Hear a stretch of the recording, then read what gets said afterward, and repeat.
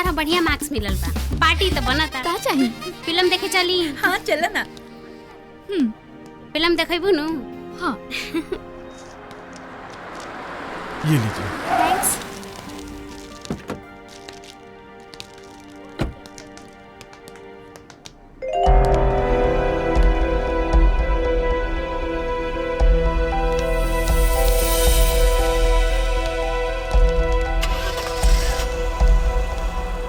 अगर आपका सपोर्ट रहा तो इस बार पार्टी का टिकट दोनों को मिल जाए। बस रवा दया दृष्टि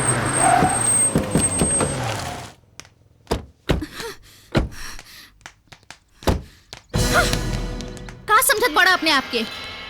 बहुत बड़ा बाहुबली बड़ा। अब बाहुबली बड़ा तो अपना घर के। हम प्रजातंत्र देश के लड़की हैं। ये सब जोर जबरदस्ती बर्दाश्त ना करब। और हाँ, केस करब, केस।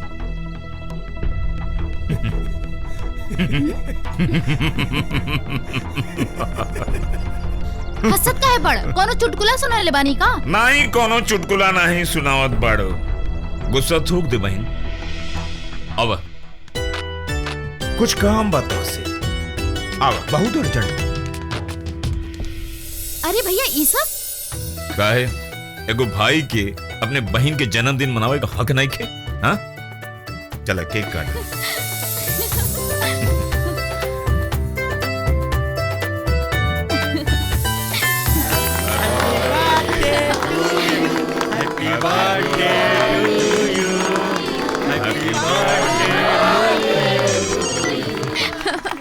भाई मंत्री जी, आप लोग खुशी मनाओ, हम आवता नहीं। चलो।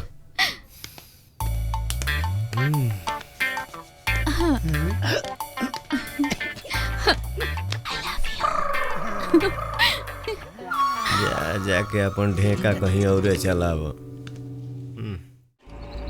भाई आप टेंशन मत लीजिए, इस बार आप ही को टिकट मिलने वाला है। पक्का?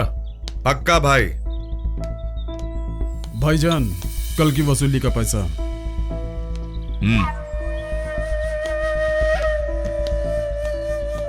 कल की वसूली। अब कल देखो आज की वसूली। आप चाय पीजिए। जी भाई। अभी अभी सूत्रों से एक खबर मिली है कि वैशाली लोकसभा सीट से राजन तिवारी की जगह तबरेज अंसारी को एमपी का टिकट मिला है, जो कभी राजन तिवारी का गढ़ माना जाता था। और तबरेज अंसारी को टिकट मिलने की वजह से लगता है इस शहर में हंगामा होने की आशंका है। सरकार ने इसके लिए पूरे जिले में पुलिस को हाई अलर्ट कर दिया है और इसकी जिम्मेदारी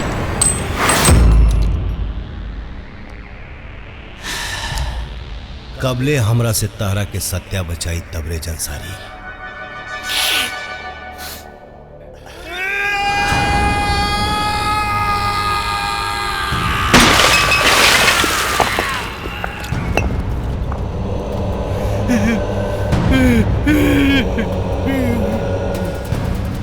तबरेज तबरेज तबरेज सर, नाम सुन सुन के कान के चदरा फाट गई बा।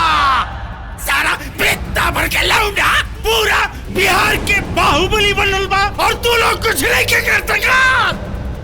भैया ये तबरेजवा कुछ नहीं के, ओकर ताकत सत्या हो। तो ओकरा खरीद ले। वो सरवा बिके वाला चीज नहीं के हो। अरे तो मर तो सकेला। ओकरा मारल इतना आसान नहीं खे भैया, ये बात सत्य है। लेकिन ये धरती पे जे जन्म लेला, ओ मरेला जरूर। मार दे, सत्या के मार दे।